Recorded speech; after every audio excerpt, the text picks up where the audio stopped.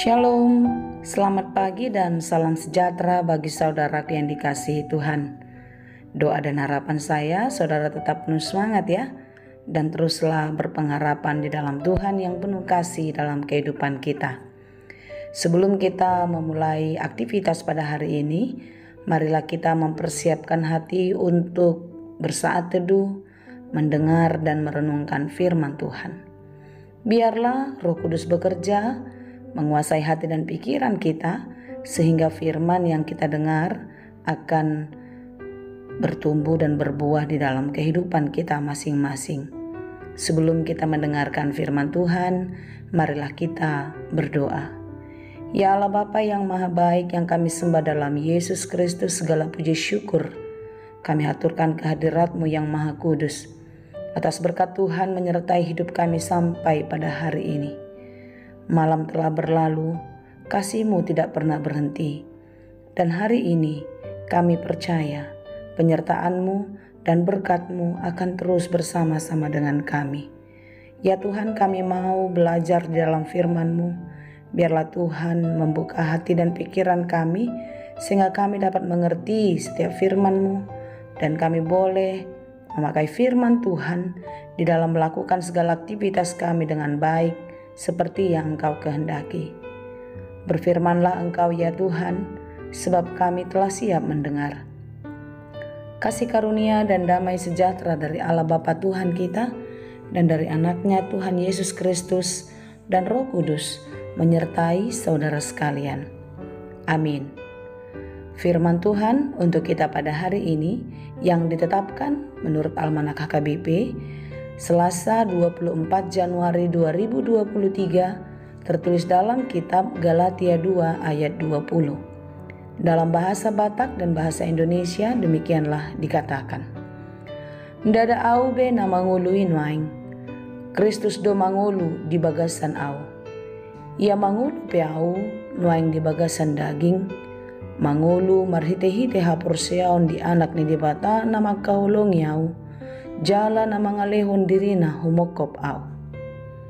Namun aku hidup, tetapi bukan lagi aku sendiri yang hidup, melainkan Kristus yang hidup di dalam aku. Dan hidupku yang kuhidupi sekarang di dalam daging adalah hidup oleh iman dalam Anak Allah yang telah mengasihi aku dan menyerahkan dirinya untuk aku.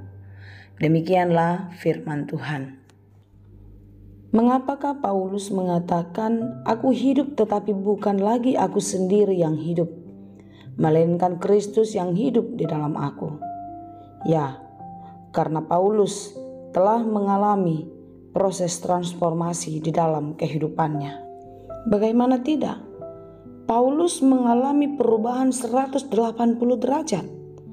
Dia orang yang terkenal di kalangan orang Yahudi, dia orang pintar, dia kaya, dihormati oleh kaumnya.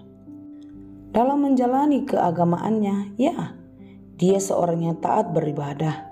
Dia seorang Yahudi yang taat, yang melakukan hukum Taurat di dalam kehidupannya.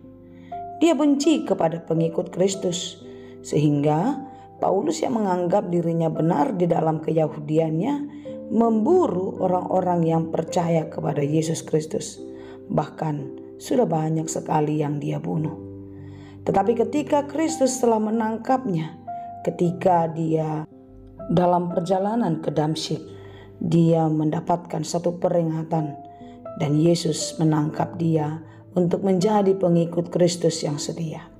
Saudaraku yang dikasihi Tuhan, kita boleh melihat di dalam beberapa kitab tulisan Paulus bagaimana perjalanan pelayanannya, bagaimana perjuangannya di dalam memberitakan kabar baik, yaitu kabar keselamatan yang dikerjakan oleh Tuhan Yesus Kristus.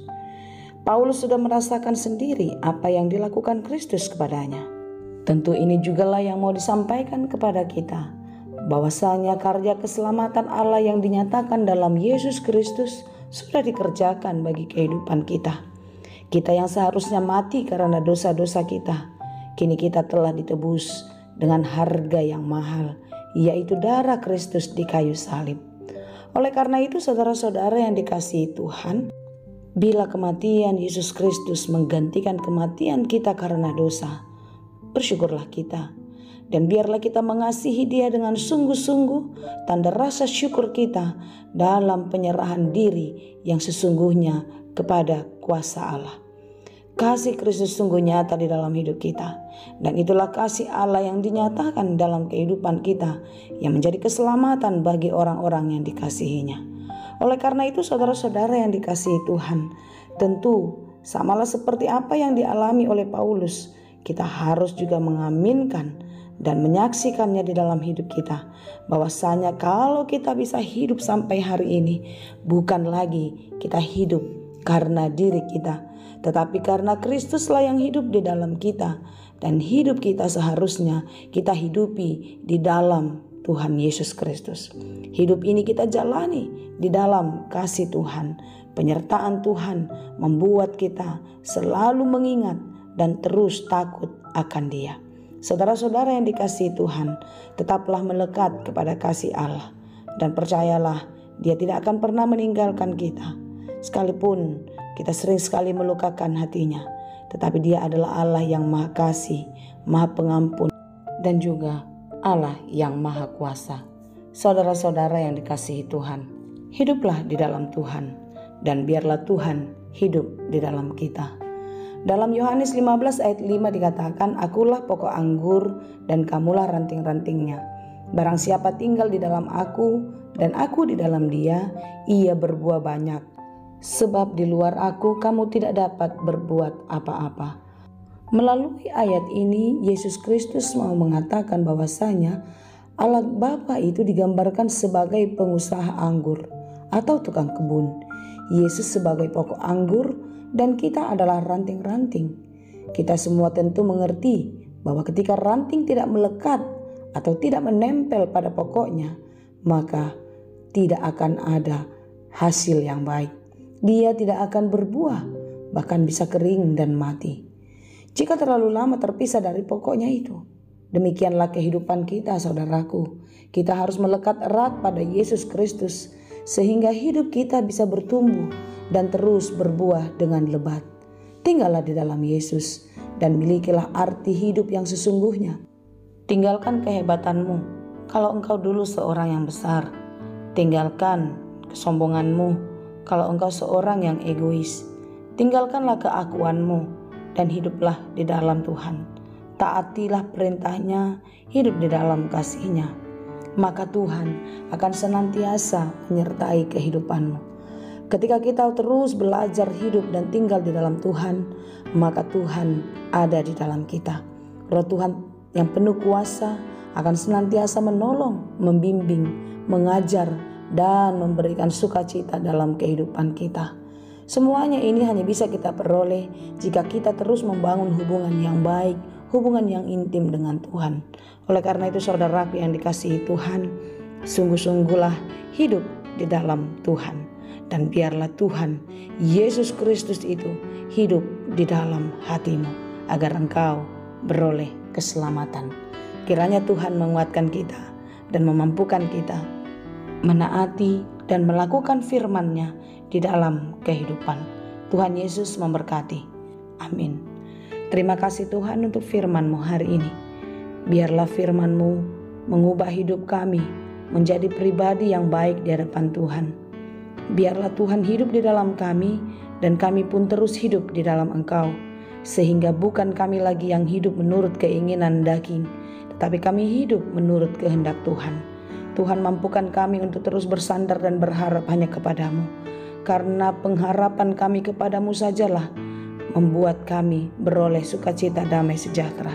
Mampukan kami Tuhan untuk menjadi pelaku firman yang baik dan yang setia di dalam kehidupan kami, di tengah-tengah keluarga, di tengah-tengah masyarakat, di tempat kami bekerja, bahkan dimanapun kami berada.